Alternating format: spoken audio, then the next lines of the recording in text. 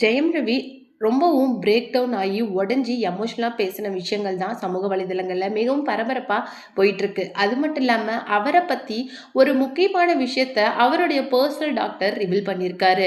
அவர் என்ன அந்த மாதிரி அதிர்ச்சி தரக்கூடிய விஷயத்த ரிவீல் பண்ணியிருக்காரு அப்படிங்கிறத பற்றி தான் நாம் இந்த வீடியோவில் டீட்டெயிலாக பார்க்க போகிறோம்.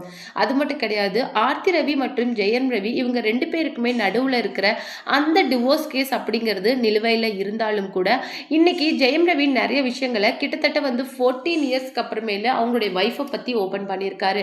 அவருக்கு சாதகமாகவும் கண்டம் தெரிவிக்கிற விதத்திலையும் நிறைய நடிகைகள் அவர் பக்கம் பேசியிருந்தாலுமே மோஸ்ட்லி வந்து மூன்றெழுத்து நடிகை தான் தன்னுடைய வாழ்க்கையை இந்த அளவுக்கு நாசம் பண்ணியிருக்காங்க.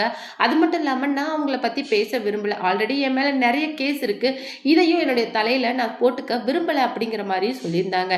இந்த மாதிரி நிறைய விஷயங்களை வந்து ஓப்பனாக சொல்லியிருக்காரு ஜெயம் ரவி. அது மட்டும் இல்லாமல் அவரை பற்றி அவருடைய ஃபேமிலி டாக்டர் சொன்ன விஷயங்களை தான் நாம் இந்த வீடியோவில் டீட்டெயிலாக பார்க்க போகிறோம். வீடியோக்குள்ளே போகிறதுக்கு முன்னாடி நீங்கள் நம்ம சேனலுக்கு புதியவராக இருந்தால் மறக்காமல் சிபி ட்ரெண்டிங்கை சப்ஸ்கிரைப் பண்ணி ஃபாலோ பண்ணிக்கோங்க. வாங்க வீடியோக்குள்ளே போகலாம்.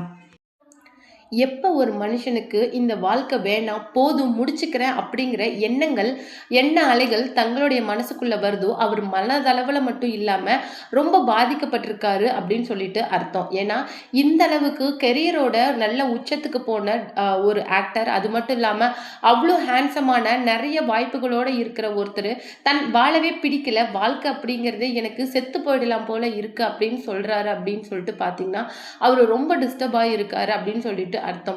நாமெல்லாம் அவருக்கு பண்ணக்கூடிய ஒரே நல்ல விஷயம் என்ன அப்படின்னு சொல்லிட்டு பார்த்தீங்கன்னா அவங்களுடைய விஷயம் என்ன அப்படின்னு சொல்லிட்டு முழுக்க தெரியாம அவங்களுடைய விஷயத்துக்கு நாம கருத்து தெரிவிக்கிறதா நாம அவருக்கு தெரிஞ்சும் தெரியாம பண்ற பெரிய துரோகம் அப்படின்னே சொல்லலாம். நிறைய பேர் ஜெயம் படத்துல இருந்தே அவரை வாட்ச் பண்ணிட்டு வந்திருப்பீங்க. அவருடைய கெரியர் க்ரோத் அப்படிங்கிறது ரொம்பவும் சூப்பர்பா இருக்கு. அது மட்டும் கிடையாது, இன்னைக்கு 45 இயர்ஸ் அட்டன் பண்ணியிருக்கிற ஜெயம் ரவி மேல வேற எந்த கேஸும் கிடையாது எக்ஸப்ட் திஸ் டிவோர்ஸ் கேஸ். நான் வந்து இத்தனை நாளாக அவரை பார்த்துக்கிட்டு இருந்த வரைக்குமே அவருக்கு ட்ரிங்கிங் ஹேபிட் கிடையாது, எந்த விதமான கெட்ட பழக்கமுமே கிடையாது. ஆனால் அதிகப்படியான டிப்ரெஷன் மற்றும் ஸ்ட்ரெஸ்ல அவர் இருக்காரு. அவருக்கு இப்போ ரொம்பவும் ஒரு ஹீலிங் டைம் அப்படிங்கிறது அவருக்கு இப்போ ரொம்பவும் அதிகமாக தேவைப்படுது. அவர் வந்து மூவிஸ்ல தான் நடிக்க மாட்டேன் அப்படின்னு சொல்லிட்டு எடுத்திருக்கிற பிரேக் அப்படிங்கிறது அவருடைய ஹார்ட் அண்ட் மைண்டுக்கு ரொம்பவும் சூட்டபுளான விஷயம். அது மட்டும் கிடையாது, இந்த ஹீலிங் டைம்ல அவங்களுக்கு பிடிச்சவங்க கூட டைம் ஸ்பெண்ட் பண்ணா அவர் ரெக்கவர் ஆகிறதுக்கு அது ரொம்பவும் ஹெல்ப் பண்ணும். மேபி கெனிஷா வந்து அவர் வற்புறுத்தலின் பேரில் கூட அவங்க கூட இருந்திருக்கலாம். அது மட்டும் கிடையாது, ரெண்டு பேருமே ஓப்பனாக தாங்கள் ஒரு ஃப்ரெண்ட்ஸ்ன்னு தான் சொன்னாங்க. அவங்க நினச்சிருந்தா நான் கெனிஷாவை லவ் பண்ணுறேன், ஆர்த்தி ரவியை டிவோர்ஸ் பண்ணதுக்கு அப்புறமேலு கெனிஷாவை நான் திருமணம் பண்ணிப்பேன் அப்படின்னு சொல்லிட்டு ஓப்பனாக சொல்லியிருக்கலாம். பட் இத்தனை நாளாக அந்த மாதிரி யார் கூடயும் பழகாமல் திடீர்னு ஒரு பொண்ணை ஜெயம் ரவி கூட்டிகிட்டு வந்ததுனால நமக்கே தெரியாமல் கண்டிப்பாக கெனிஷாவும் ஜெயம் ரவியும் லவ் பண்ணுறாங்க அப்படிங்கிற மாதிரி நாம நினைச்சுக்கிட்டோம். ஆனா அப்படி கிடையாது.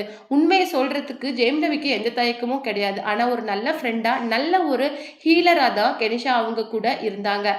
அது நிறைய பேருக்கு பிடிக்கல. அது மட்டும் இல்லாமல் புரிதல் இல்லாமல் அவர் மேலே நிறைய வந்து சைபர் கிரைம், அதாவது இன்ஸ்டாவில் நிறைய பேர்கிட்ட பணம் கொடுத்து இந்த மாதிரி ஒருத்தரை பற்றி தவறான விமர்சனங்களை பரப்ப வைக்கலாம்.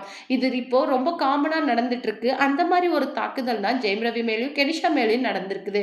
ப்ளீஸ் உங்களால் முடிஞ்சால் அவருக்கு ஒரு அந்த ஹீலிங் டைமை தயவு செய்து கொடுங்க அப்படிங்கிற மாதிரி அவருடைய பர்சனல் டாக்டர் சொல்லியிருக்காங்க.